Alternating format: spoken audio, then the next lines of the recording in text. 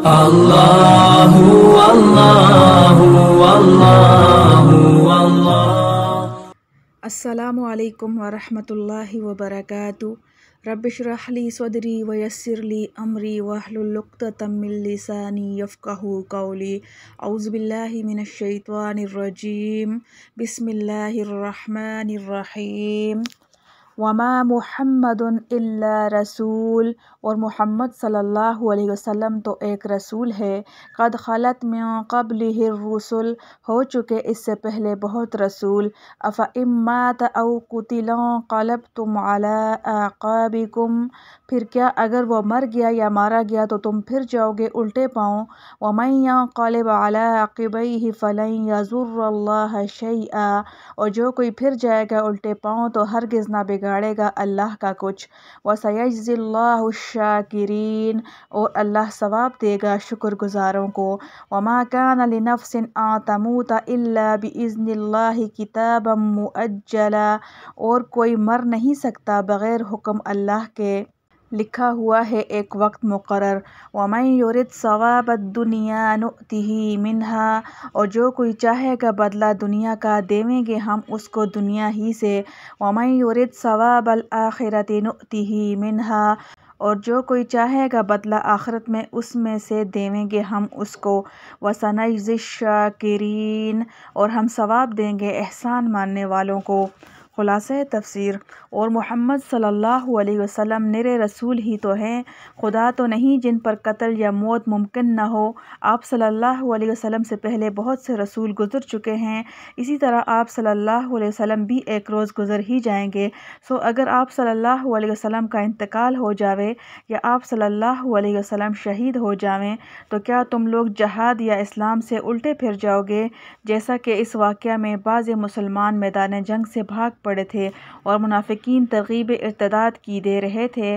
और जो शख्स जहाद या इस्लाम से उल्टा फिर जाएगा तो खुदा ताला का कोई नुकसान न करेगा बल्कि अपना ही कुछ खो देगा, और खुदा ताला जल्द ही नेक हिवज़ देगा हक़ शनास लोगों को, जो ऐसे मौक़े पर अल्लाह ताला के इन्हामात को याद रख कर उसकी इताअत पर कायम व मुस्तकिल रहते हैं। और क़यामत को मिलना जल्द ही मिलना है, क्योंकि क़यामत रोज़ाना करीब ही हो रही है। और नेज़ किसी के मरने से इतना घबराना भी फ़ुज़ूल है, क्योंकि अव्वल तो किसी शख्स को मौत आना मुमकिन नहीं, ख्वाह तबहन ख्वाह अक़लन, बदून हुक्म खुदा के। फिर जब खुदा के हुक्म से है तो उस पर राज़ी रहना ज़रूर है। दूसरे ये कि जिसकी मौत आती भी है तो इस तौर से कि उसकी मियाद मुअय्यन लिखी हुई रहती है, जिसमें तक़दीम व ताख़ीर नहीं हो सकती, तो फिर अरमान और हसरत महज़ बेकार है। तो वो वक्त पर ज़रूर होगी और वक्त से पहले हरगिज़ ना होगी। और फिर यह कि इस तोहश पर भागने का आखिर नतीजा क्या, बजुज़ इसके कि दुनिया में और चंद रोज़ ज़िंदा रहें। सो ऐसी तदबीर का असर सुन लो कि जो शख्स अपने अमाल व तदाबीर में दुनियावी नतीजा चाहता है तो हम उसको दुनिया का हिस्सा बशर्ते अपनी मशीयत के दे देते हैं, और आखिरत में उसके लिए कुछ हिस्सा नहीं।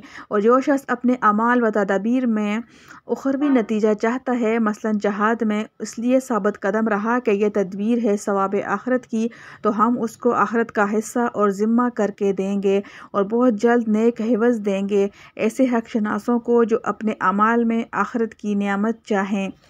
मारिफ़ व मसाइल, ये आयत भी ग़ज़वा उहद के वाक़यात से मुतअल्लिक़ हैं, क्योंकि इन वाक़यात को कई वजूह से ख़ास अहमियत हासिल है। यही वजह है कि कुरान करीम ने सूरह आल इमरान के 4-5 रुकू तक ग़ज़वा उहद में पेश आने वाली फ़तह व शिकस्त और इन दोनों में जो कुदरती हिदायत पोशीदा थी उनका बयान मुसलसल फ़रमाया है। मज़कूरा आयतों में से पहली आयत में बाज़ सहाबा कराम की एक लग़ज़श पर तहदीद आमीज़ तंबीह करके एक ऐसे उसूली मसला की तरफ हिदायत की गई है कि सोचने वालों को इससे ये भी पता लग जाता है कि इस आर्जी शिकस्त और इसमें हज़रत सल्लल्लाहु अलैहि वसल्लम के ज़ख्मी होने और हजूर सल्लल्लाहु अलैहि वसल्लम की वफ़ात की ख़बर फैल जाने की, इस पर बाज़ सहाबा की हिम्मत पस्त हो जाने में एराज़ भी था कि मुसलमान इस उसूली मसला पर अमली तौर पर पुख्ता हो जाएं।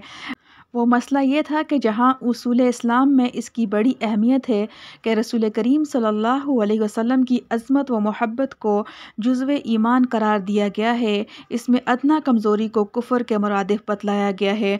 वहीं ये बात भी इतनी ही अहम थी कि कहीं मुसलमान उस मर्ज़ का शिकार न हो जाएं जिसमें नसारा और ईसाई मुब्तला हो गए थे कि हज़रत ईसा अलैहिस्सलाम की अज़मत और मोहब्बत को परस्तश और इबादत की हद तक पहुँचा दिया और उनको अल्लाह ताला के साथ शरीक खुदाई ठहरा लिया। ग़ज़वा उहद की आर्ज़ी शिकस्त के वक्त जब किसी ने यह मशहूर कर दिया कि हज़रत सल्लल्लाहु अलैहि वसल्लम की वफ़ात हो गई तो सहाबा कराम पर जो गुज़री और गुज़रनी चाहिए थी उसका अदना सा अंदाज़ा करना भी हर शख्स के लिए आसान नहीं।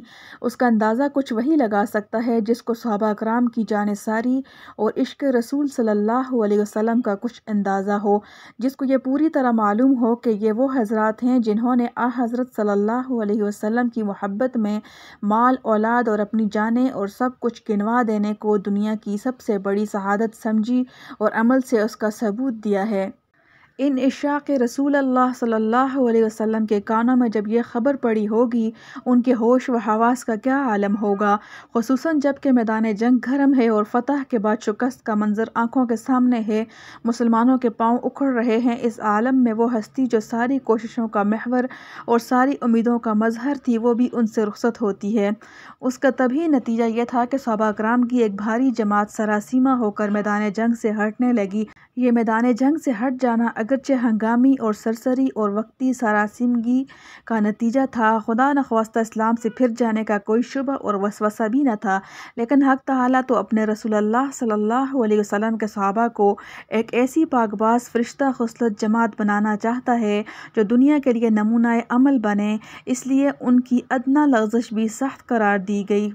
नज़दीका राबिश बूद हैरानी, उनके लिए मैदान जंग छोड़ने पर ऐसा ख़ताब किया गया जैसे इस्लाम छोड़ने पर किया जाता है और सख्त अताब के साथ इस बुनियादी मसला पर तंबीह की गई कि दीन व इबादत अल्लाह के लिए और जहाद उसी के लिए हैं जो हमेशा ज़िंदा और कायम है। अगर बिलफ़र्ज़ यह ख़बर सही भी होती कि हज़रत सल्लल्लाहु अलैहि वसल्लम की वफ़ात हो गई तो बहरहाल ये तो एक दिन होना ही है, इस पर हिम्मत हार बैठना और दीन का काम छोड़ देना इन हज़रात के शायान शान नहीं।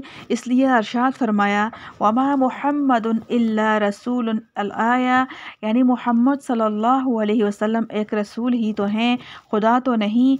आप सल्लल्लाहु अलैहि वसल्लम से पहले भी बहुत से रसूल गुजर चुके हैं।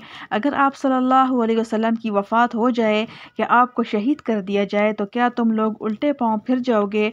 और जो कोई उल्टे पाँव फिर जाएगा वो अल्लाह का कुछ नहीं बिगाड़ेगा और अल्लाह ताला सवाब देगा शुक्रगुजारों को। इसमें तंबीह फरमा दी कि रसूलुल्लाह सल्लल्लाहु अलैहि वसल्लम तो एक ना एक दिन इस दुनिया से रुखसत होने वाले हैं। आप सल्लल्लाहु अलैहि वसल्लम के बाद भी मुसलमानों को दीन पर साबित कदम रहना है। इससे ये भी मालूम हो गया कि इस आर्ज़ी शिकस्त के वक्त हज़रत सल्लल्लाहु अलैहि वसल्लम के मजरूह होने और वफ़ात की ख़बर मशहूर होने में यह कुदरती राज था कि आप सल्लल्लाहु अलैहि वसल्लम के बाद जो हालात सहाबा कराम पर पेश आ सकते थे वो आप सल्लल्लाहु अलैहि वसल्लम की दुनियावी हयात ही में ज़ाहिर कर दिए गए ताकि उनमें जो लग़ज़श हो उसकी इस्लाह खुद हज़रत सल्लल्लाहु अलैहि वसल्लम की ज़ुबान मुबारक से हो जाए और आइंदा जब यह वाक़या वफ़ात सचमुच पेश आए तो यह इशाक़ रसूल सल्लल्लाहु अलैहि वसल्लम अज़जार रफ्ता न हो जाए। चुनांचे यही हुआ। आप सल्लल्लाहु अलैहि वसल्लम की वफ़ात के वक्त जब बड़े बड़े सहाबा कराम के होश हवास बजा न थे तो हज़रत सिद्दीक़ अकबर रज़ी अल्लाह ताला अन्हु ने इसी किस्म की आयात कुरानिया की संद लेकर उनको समझाया और वो सब संभल गए। इसके बाद दूसरी आयत में भी हादिस और मसाइब के वक्त साबित कदम रहने की तालीम देने के लिए ये इरशाद फरमाया कि हर इंसान की मौत अल्लाह ताला के नज़दीक लिखी हुई है, उसकी तारीख़, दिन और वक्त मुअय्यन है। ना उससे पहले किसी को मौत आ सकती है ना उसके बाद वो ज़िंदा रह सकता है, फिर किसी की मौत से ऐसे सरासीमा हो जाने के कोई मानी नहीं।